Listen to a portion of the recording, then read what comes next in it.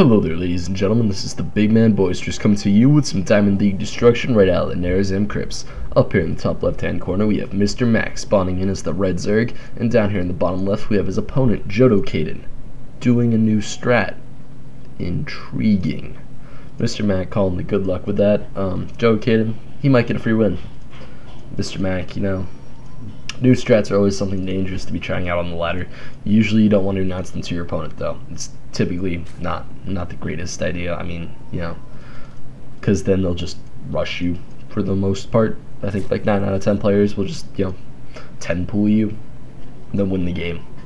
At least that's what I would do if I was playing Zerg in that situation. I'll just be like, new strat you say, and then just, you know, 7 roach rush and win the game.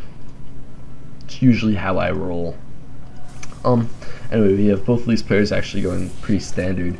JodoKaden going for the wall off on the ramp, so I guess he does kind of want to be protected while he goes for this new strat. Protection is overrated.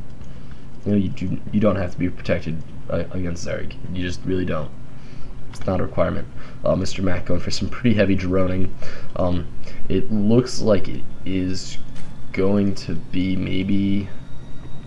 Alright, he got a 14 extractor, so I'm guessing it's going to be a 14 gas, 14 pool, like 20 hatch, maybe an 18 hatch.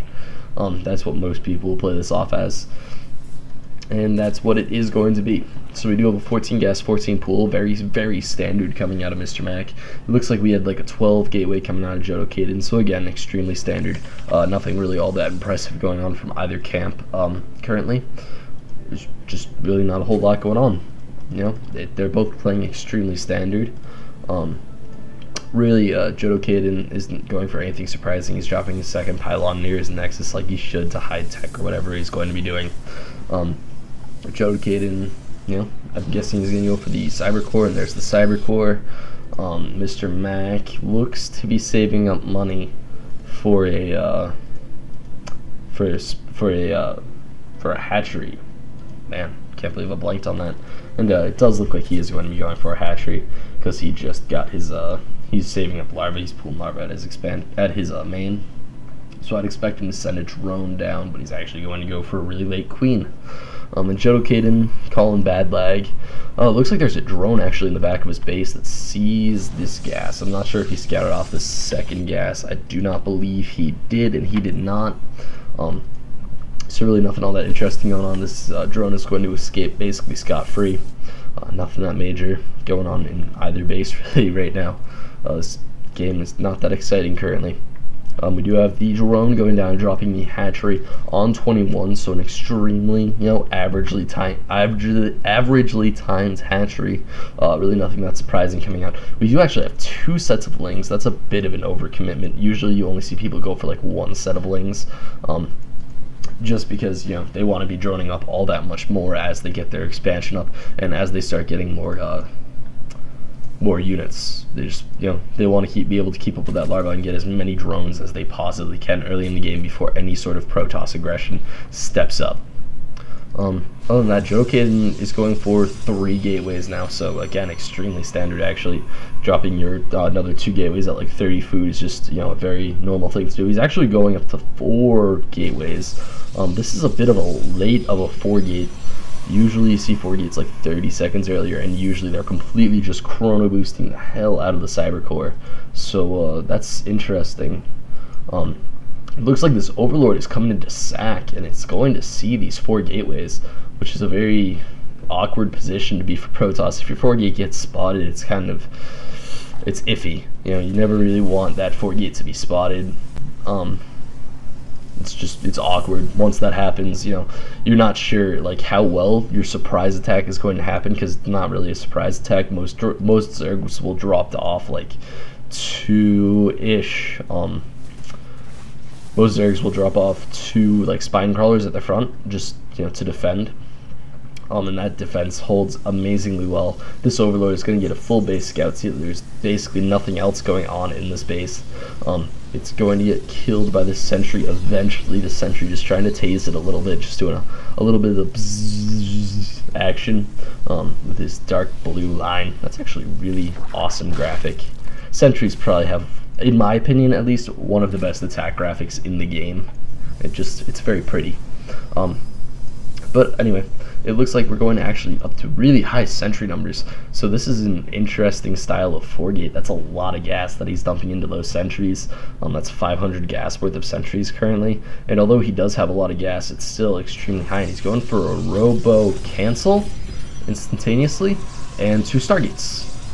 So 2-gate void ray?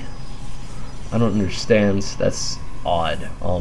Especially because he started that robo facility and then he was like, oh wait, wrong button, he canceled it and lost half of his money on it, which is not that good. These spore crawlers are amazingly fast. Is there any... He doesn't know about those stargates. He just dropped spore crawlers for fun. Huh. Was he expecting like DTs? Or did he just misclick the spine button?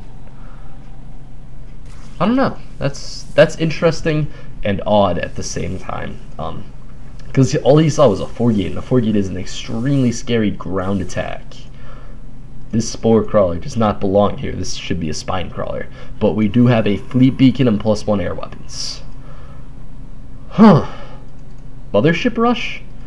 That would definitely be a different strategy. I don't... Fleet beacon at 9 minutes. That's odd. We do finally have a hatchery, a layer coming up. Excuse me. This is a very late layer-ish. If he was going for like a really fast third, it wouldn't be that late. But considering the fact that he's only on 2 bases right now, this is a pretty late layer. Usually, people that stay on 2 bases get their layer at like 7:30 on the game timer, and you know this is over. This is like 2 minutes late essentially. Because you really want to be starting that layer at 7 minutes and 30 seconds into the game if you're going for any sort of 2-base, really heavy layer rush push. And it looks like the fleet beacon is done, and it's going to be carriers. Carriers against Zerg. You know, if MrMac saw this, I mean, he should sacrifice another Overlord right now. He should sacrifice this Overlord. He should just send it in and do his best. But it looks like it is about to get blocked. So all this scouting information is going to get denied, and we have double carrier coming out. And double carrier is extremely potent if your opponent doesn't have any Hydralisks. If your opponent gets Hydralisks, you are like your opponent is set. You cannot fight off Hydralisks with carriers. Hydralisks will absolutely destroy carriers. Just the focus firing, or even just killing the interceptors, and the Hydras will win that fight, no question at all. It will actually be absolutely no issue for him. However, how he's going right now, with barely just getting layer tech up, going for a Spire. Spire is not the way to counter carriers, but then again, he has no idea this is carrier rush is coming up, and this is one of the oddest plays in StarCraft because carriers just aren't seen a whole lot in SC2. They're not a popular unit. Blizzard is even taking them out in the next in HOTS. So I'm guessing that's why a lot of people are using the carrier now, is to just try to get the last bit of their carrier usage out of their system before the carrier is wiped from the ladder in Heart of the Swarm. And replaced by what I feel is a much more useful unit for Protoss, because really Phoenixes are extremely micro-intensive, so you don't really want them to be AA, and the new Tempest is going to be some just amazing anti-air for the Protoss army. It's really going to cut down on the Zergs. I'm going to use Mutalisks and destroy your entire army strategy. Just Mutaling Bling, or like Mutabane Rain, stuff like that is going to be a lot less effective because of the Tempest. And it looks like this Overseer is gonna see these carriers, and this is how I would describe an oh shit moment. When your opponent, when you go into your opponent's base and you see carriers, and your army is completely composed of Ling Roach. That's like I was not prepared for this. I did not see this one coming. And he drops a Hydra Den right away, but it is not going to be fast enough. Plus, with +1 upgrades on these carriers, they're going to be absolutely shredding through stuff. I mean, all these interceptors are going to do +1 damage, so that's basically just +8 damage per carrier, which is a insane amount of damage, really. Looks like actually both of these carriers are at 8 interceptors, so that's kind of insane. Looks like we do have a third carrier now. It's only a 5, but still, I mean, all these interceptors are just absolutely going to tear through this army. It looks like they're going to be sniping off the Queen, sniping off the Spore Crawler. There's going to be absolutely nothing left of MrMac's army, and carriers are good if you completely catch your opponent off guard with them. That's basically it. I mean, if they aren't caught completely off guard, you're going to lose by going carrier. However, if your opponent is going roachling and you bring in like this tiny little gateway ball with carriers over it, you know, the gateway ball will just stall him until all of your carriers kill his entire army. I'm surprised that MrMac didn't opt to go and attack the base. I think that would have been a much more prudent way to take this game. However, it makes perfect sense. He's dead. There's no way you come back from having 4 carriers in your base unless you can manage to summon up like 20 Hydras. If you have the money for like 20 Hydras, you can live, and they're all grouped up in a ball. However, if they're not, then, you know, it's just over. There's not a whole lot you can do to that. It looks like these Hydras are going to come on over and just get absolutely destroyed by these 4 plus 2 carriers. This one has 18 kills, 25 kills, 14 kills, 19 kills, and 0 kills.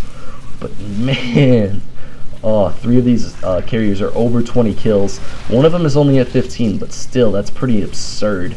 And this carrier is just hanging out in the back. You know, he doesn't want to work that hard.